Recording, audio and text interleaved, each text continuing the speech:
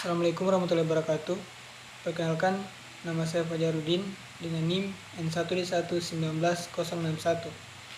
Baiklah, di sini saya akan membawakan materi skripsi mengenai makna humoris dalam kumpulan cerita humor paling gokil, karya Noer Nugroho, kajian semantik oleh Andi Dwi Nasida Fitri dengan NIM N1D1 17047. Baik, kita masuk di pembahasan pertama, yaitu pendahuluan, yaitu latar belakang. Di sini ada beberapa hal yang dijelaskan latar belakang. Pertama, manusia menggunakan bahasa untuk berkomunikasi, baik secara lisan maupun tertulis. Bahasa sebagai alat komunikasi yang memiliki dua komponen penting, yaitu bentuk dan makna. Dua, hubungan antar bentuk dan makna yang dimiliki bahasa bersifat arbitrer. Ketiga, kegiatan berbahasa yang dilakukan manusia untuk berkomunikasi pada dasarnya merupakan kegiatan untuk mengekspresikan bentuk-bentuk atau lambang-lambang bahasa yang dimiliki makna atau referen pada lawan bicaranya. Makna atau referen yang terkandung dalam lambang atau bentuk bahasa dipelajari dalam semantik. Kedua, yaitu rumusan masalah.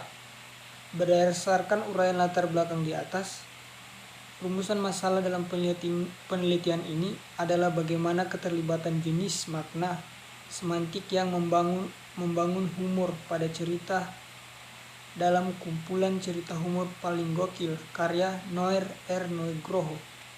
Lanjut, materi selanjutnya yaitu tujuan dan manfaat penelitian.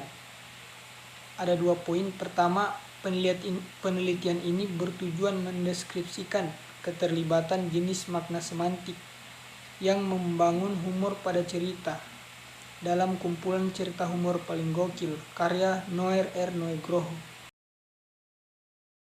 Kedua, manfaat yang dapat diperoleh dalam penelitian ini yaitu sebagai bahan informasi dan kajian ulang, sehingga terdorong untuk melakukan penelitian mengenai makna yang terdapat dalam teks humor yang ditinjau dari aspek semantik. Materi berikutnya yaitu metodologi penelitian. Metode penelitian yang digunakan dalam penelitian ini adalah deskriptif kualitatif. Kurniawan 2018-10 menjelaskan bahwa penelitian deskriptif mencoba untuk menggambarkan secara sistematik situasi, masalah, fenomena, layanan atau program, atau memberikan informasi tentang kondisi hidup masyarakat, atau menggambarkan sikap terhadap masa lalu, terhadap masalah. Lanjut, materi berikutnya yaitu kajian pustaka. Berdasarkan sepengetahuan peneliti yang melakukan penelitian ini, belum ada peneliti terdahulu yang berfokus pada judul makna humoris dalam kumpulan cerita humor paling gokil, karya Noer Nugroho. Penelitian ini melihat beberapa peneliti terdahulu yang dijadikan acuan.